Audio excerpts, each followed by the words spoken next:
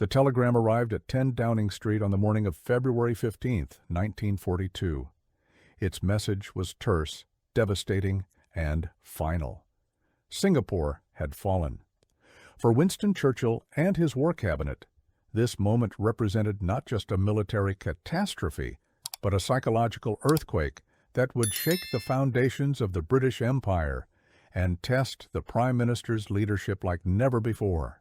To understand what Churchill's cabinet said when they realized Singapore had fallen, we must first journey back to the events that led to this dark Sunday in February.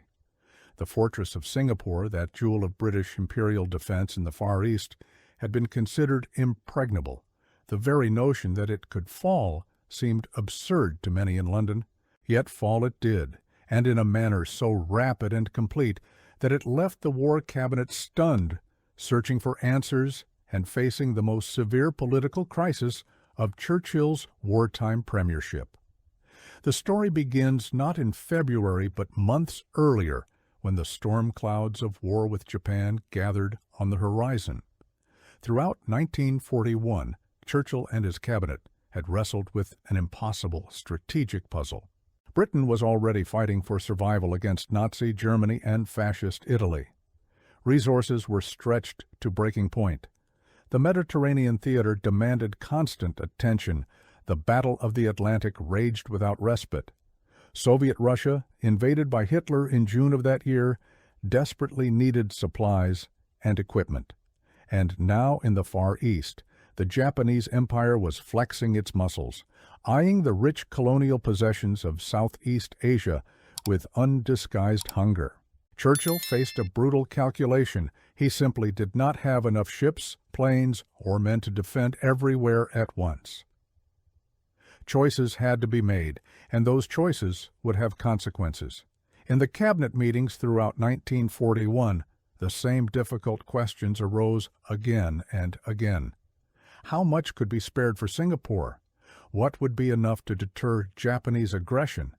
And what would happen if deterrence failed? The chiefs of staff had prepared plans. They had assessed the threats, and they had reached an uncomfortable conclusion that was shared in hushed tones within the cabinet rooms. If Japan attacked in force, and if the Royal Navy could not send a fleet to the region, Singapore could not hold indefinitely. This assessment was so sensitive that it was kept in the strictest confidence.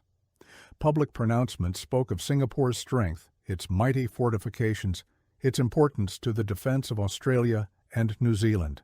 But privately, Churchill and his inner circle knew the truth was far more precarious. Then came December 7, 1941.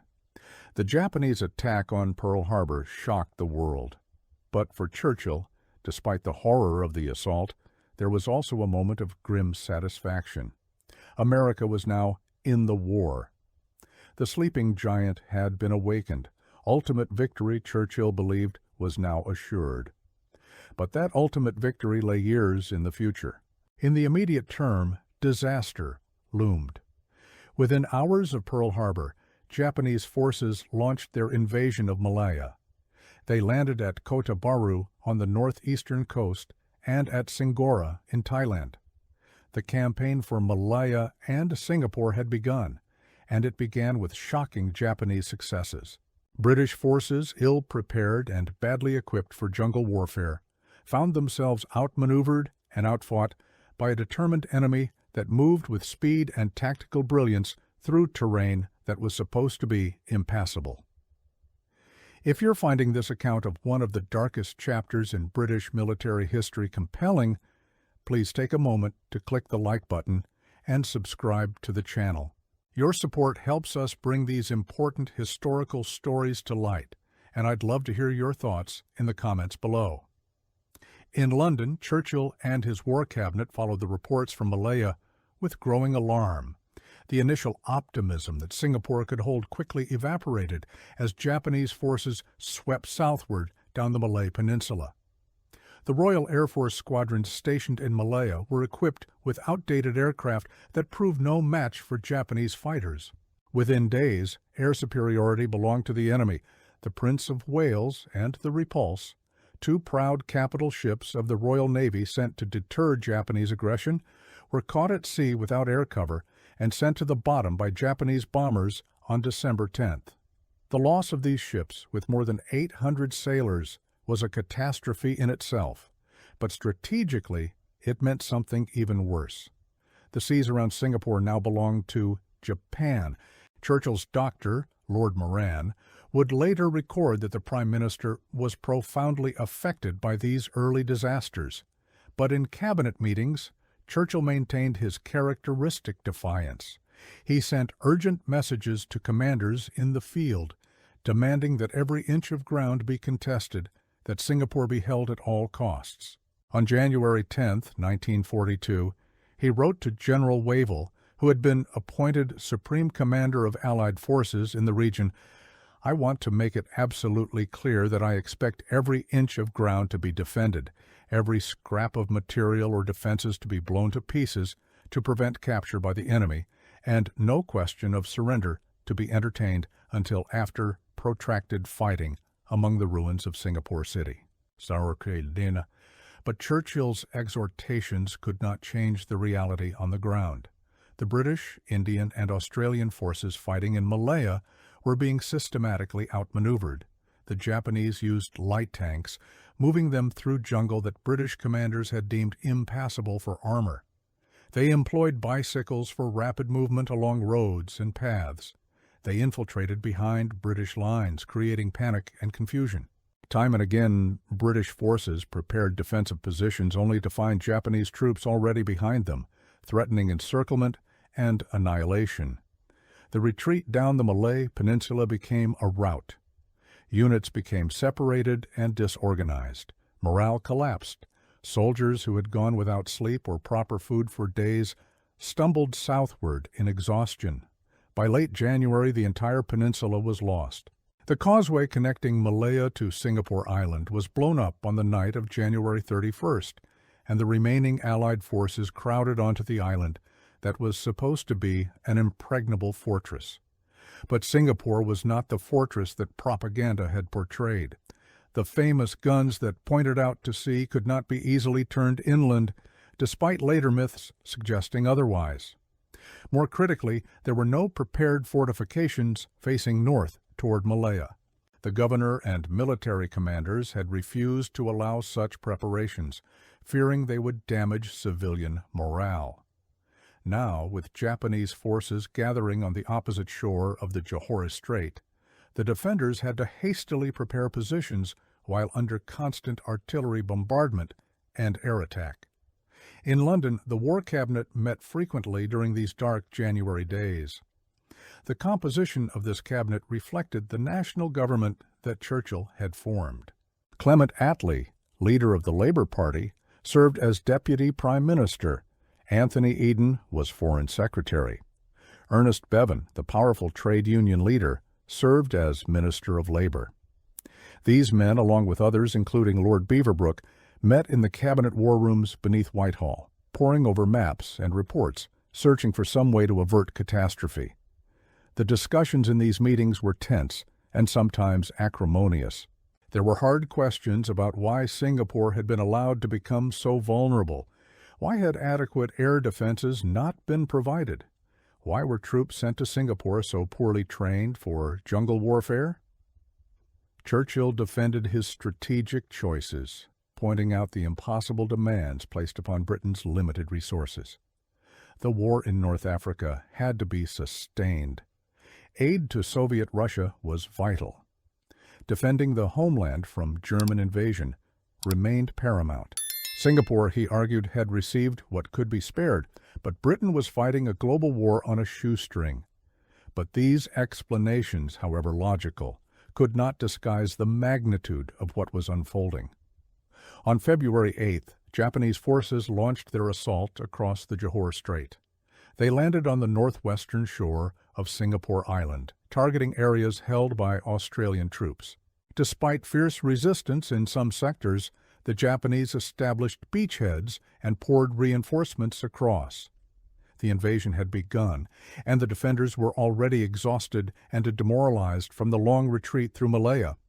Over the next 7 days, Japanese forces drove relentlessly toward Singapore City. General Percival, the Allied commander, attempted to organize a defense, but his forces were crumbling. There was confusion and poor coordination. Some units fought bravely. Australian soldiers held off repeated Japanese attacks at Kranji River, even setting oil-covered water aflame to incinerate attacking troops. Malay regiment soldiers fought to the last at Pasir Panjang, but elsewhere, discipline broke down. Men deserted their positions and fled into Singapore City, where some engaged in looting and drunkenness. The Japanese bombardment of the city intensified. Civilian casualties mounted horrifically. Fires raged across the urban areas.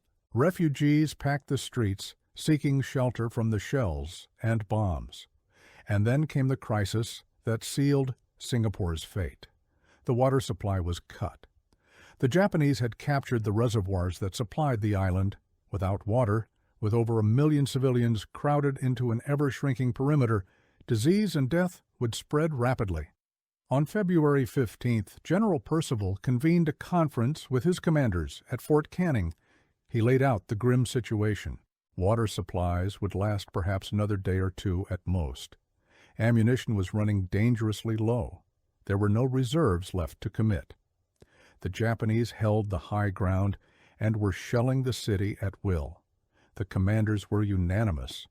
Further resistance was futile. Percival made the agonizing decision. He would seek surrender terms. At 11:30 that morning, a small party, carrying a white flag and the Union Jack, drove out along Bukit Timah Road toward Japanese lines. They were met by Japanese officers and arrangements were made for a ceasefire. At 4 that afternoon, the guns fell silent. A large Japanese flag was briefly raised atop the Cathay building, the signal that Percival was coming to meet General Yamashita, commander of the Japanese 25th Army. The meeting took place at the Ford Motor Factory at Bukit Timah. Percival and his staff sat across a table from Yamashita and his officers. The Japanese general was brusque, almost harsh in his manner. He demanded unconditional surrender. Percival attempted to negotiate terms, particularly regarding the safety of civilians. Yamashita cut him short. He wanted a yes or no answer. Percival, broken and humiliated, signed the surrender document at 6:10 in the evening. Effective at 8:30 that night, all British Empire forces in Singapore were to lay down their arms. More than 80,000 British, Indian, and Australian soldiers went into captivity. It was the largest surrender in British military history. And in London, when the news arrived, it struck like a thunderbolt. The telegram reached Churchill early on the morning of February 15th. He was still in bed when it was brought to him. Lord Moran later recorded that the Prime Minister read it in silence, his face grave. Churchill said nothing at first. He simply sat, absorbing the magnitude of the disaster. When he finally spoke, his words were heavy with despair.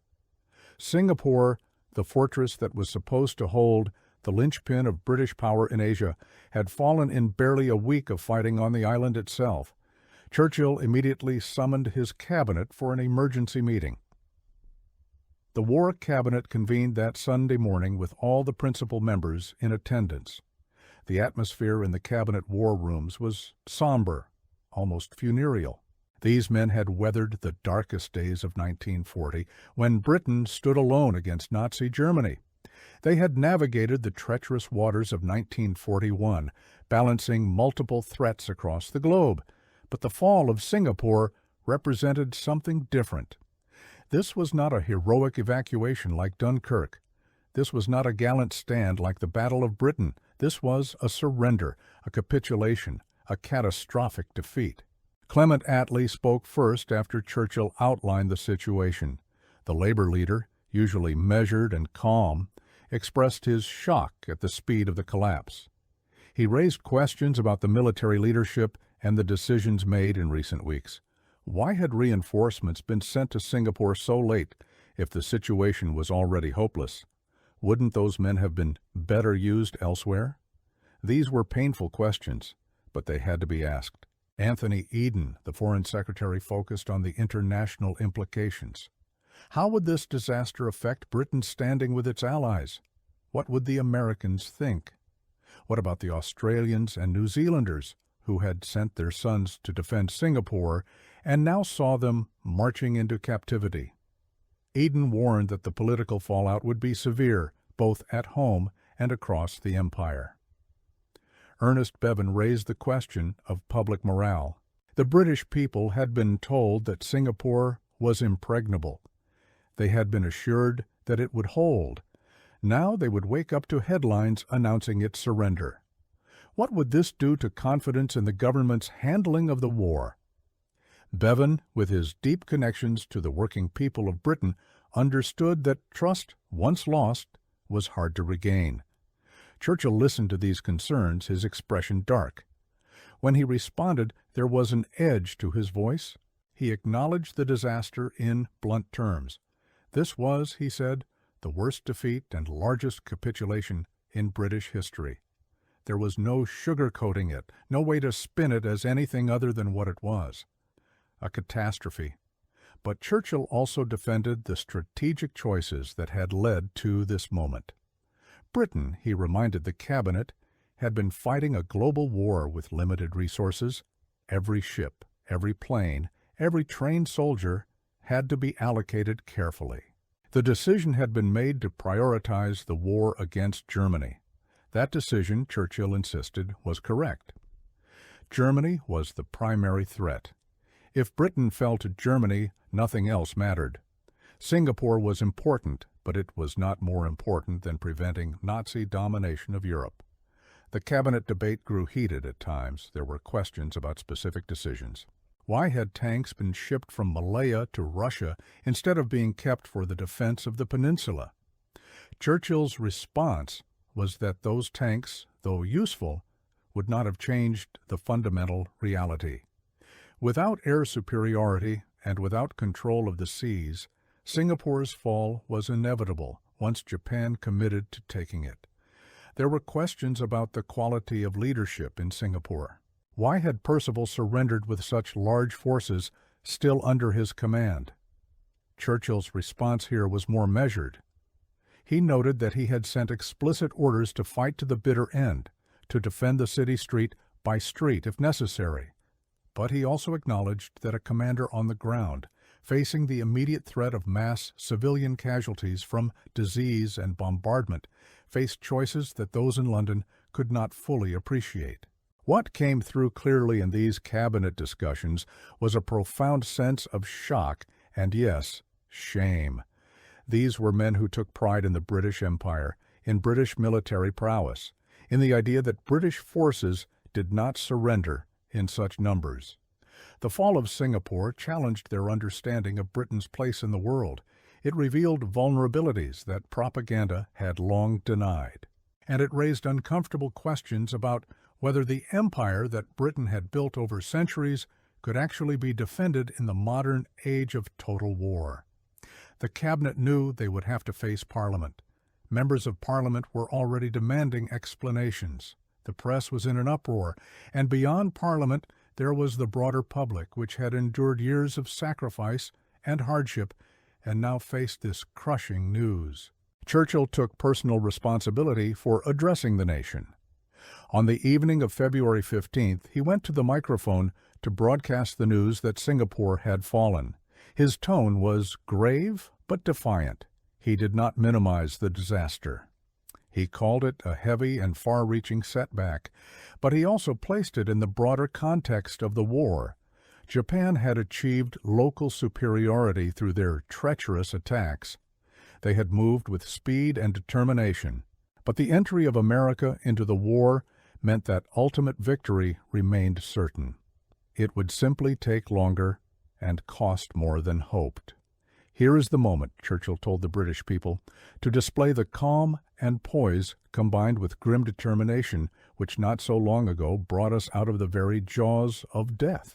It was vintage Churchill rhetoric, stirring and resolute. But even Churchill's masterful oratory could not erase the sting of defeat. In the days following the surrender, The cabinet faced a mounting political crisis. Parliament convened for emergency debates. The opposition, though broadly supportive of the national government during wartime, raised sharp questions. How had this happened? Who was responsible? What lessons would be learned? There were calls for accountability, for resignations, for changes in how the war was being conducted. Churchill faced these attacks head-on. In a major speech to Parliament on February 24th, he addressed the fall of Singapore directly. He did not shirk from describing it as a disaster, even calling it the greatest disaster that had befallen British arms in history. But he also defended his government's strategic choices and called for confidence in ultimate victory. The parliamentary debate revealed deep unease. Members from across the political spectrum expressed shock at the speed of Singapore's collapse. There were particular concerns about the fate of the 80,000 men now in Japanese captivity. Reports were already emerging of harsh treatment and atrocities. The nation feared for the lives of its soldiers. Australian Prime Minister John Curtin was furious. Australian forces had formed a significant portion of Singapore's garrison. Curtin had trusted Churchill's assurances that Singapore would be held. Now thousands of Australian soldiers were prisoners. The relationship between London and Canberra was severely strained. When Churchill tried to divert returning Australian troops from the Middle East to defend Burma, rather than allowing them to return home to defend Australia itself, Curtin rebelled. In a series of increasingly tense telegrams, Curtin made clear that Australian troops would be returning to Australia. Churchill, after attempting to circumvent Curtin by ordering ships diverted without his permission, was forced to back down. It was a humiliating episode that revealed how the fall of Singapore had shaken the very foundations of imperial cooperation. The cabinet discussions in late February and early March 1942 were dominated by questions of how to prevent further disasters. There were calls for reorganization of the military command structure. Churchill made changes to his government, bringing in new faces and reshuffling responsibilities. These changes were partly genuine attempts at improvement and partly political theater, designed to show that the government was responding to the crisis. But what the cabinet members said privately was often more revealing than their public statements.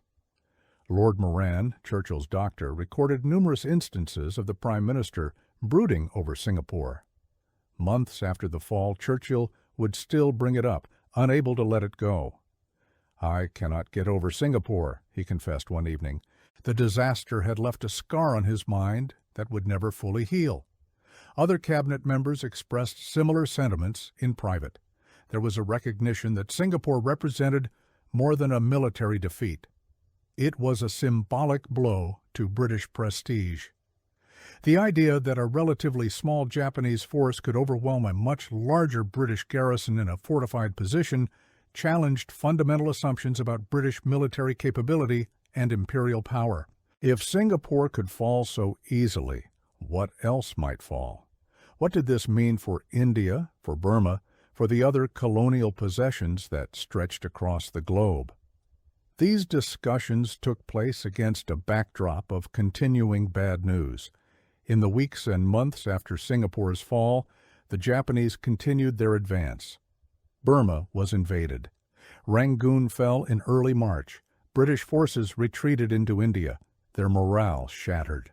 In North Africa, Rommel's Afrika Korps launched a new offensive that pushed British forces back toward the Egyptian border, and in June, Tobruk fell, with another 33,000 British soldiers going into captivity. The twin disasters of Singapore and Tobruk brought Churchill's leadership to its lowest ebb. In July 1942, just 5 months after Singapore's fall, Churchill faced a vote of censure in Parliament. The motion explicitly cited the military defeats and questioned whether Churchill could effectively lead Britain to victory. It was a moment of supreme political peril for the Prime Minister. Churchill rose to defend his record. He acknowledged the defeats, but argued that they did not alter the fundamental trajectory of the war. With America and Soviet Russia now fully engaged against the Axis powers, He insisted ultimate victory remained inevitable. The vote, when it came, showed that Parliament still had confidence in Churchill. The censure motion was defeated by 475 votes to 25. But the very fact that such a vote had been necessary revealed the depth of the crisis that Singapore's fall had created. In cabinet meetings during this period, there was much soul-searching. Ministers debated what lessons should be learned from Singapore. Was it a failure of intelligence? Certainly, British assessments had underestimated Japanese military capability. The racist assumptions that Asian forces could not match European soldiers in combat had been brutally disproven. Was it a failure of preparation? Absolutely. The lack of proper defenses, the absence of adequate air cover, the poor training of troops for jungle warfare, all these had contributed to the disaster. Was it a failure of strategy? This was more contentious. Churchill maintained that the strategic decision to prioritize Europe over Asia was correct, even if it meant accepting risks in the Far East. Others wondered whether Singapore should have been reinforced earlier, or, alternatively, whether the garrison should have been evacuated before the trap closed, rather than reinforced at the last moment with troops who simply added to the number of prisoners. There were also discussions about what the fall of Singapore meant for the future conduct of the war. One clear lesson was that Britain could no longer defend its global empire without substantial help from its allies. American support was essential, not just in Europe, but in Asia as well. The cabinet recognized that Britain's future in the Pacific theater depended on American power. This recognition would shape British strategy for the remainder of the war. Another lesson was about the limits of fortress mentality. Singapore had been considered impregnable, but it had fallen in days. Static defenses, no matter how formidable they appeared, were vulnerable to mobile, aggressive attackers with air superiority. This lesson would influence British military thinking in other theaters as well.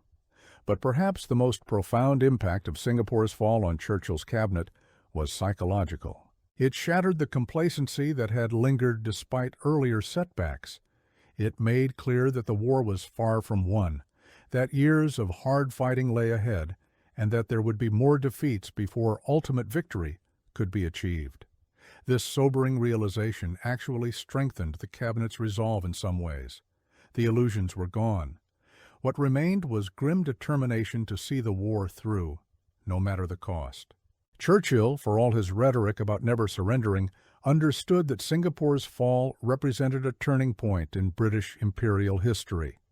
In private moments, he recognized that the world was changing. The old certainties about British global dominance were crumbling.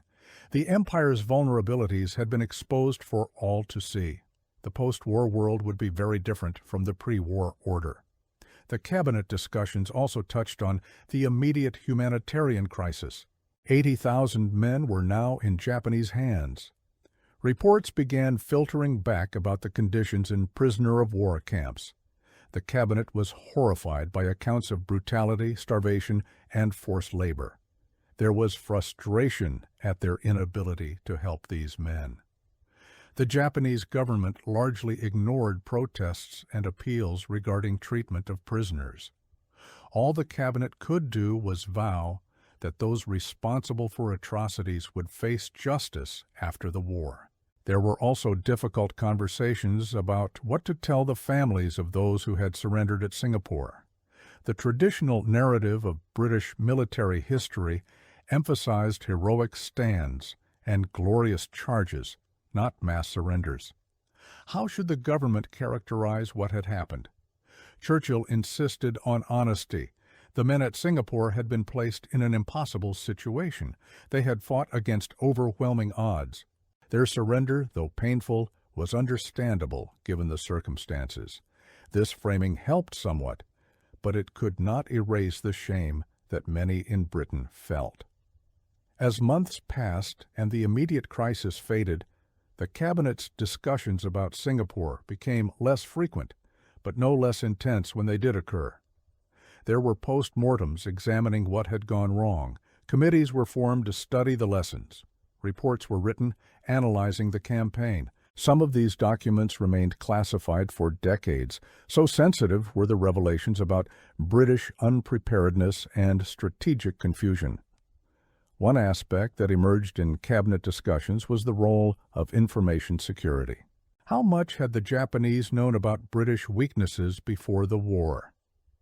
It turned out that captured British cabinet papers, taken from a Norwegian tanker seized by a German raider, had been passed to the Japanese and had revealed the inadequacy of British defenses in the Far East.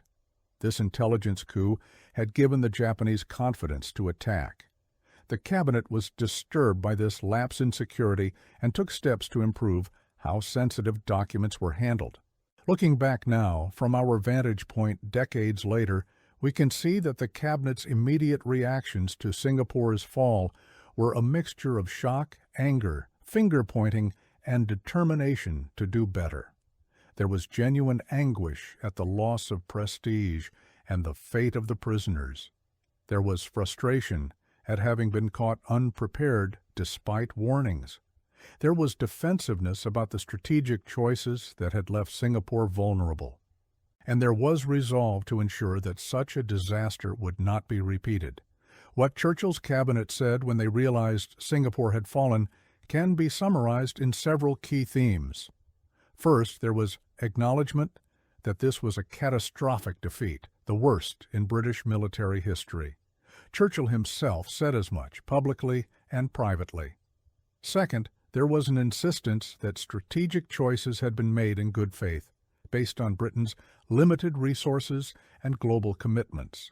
The decision to prioritize the war against Germany was defended as correct, even in light of Singapore's loss. Third, there was recognition that Japanese military capability had been seriously underestimated and that racist assumptions about Asian forces had proven dangerously wrong.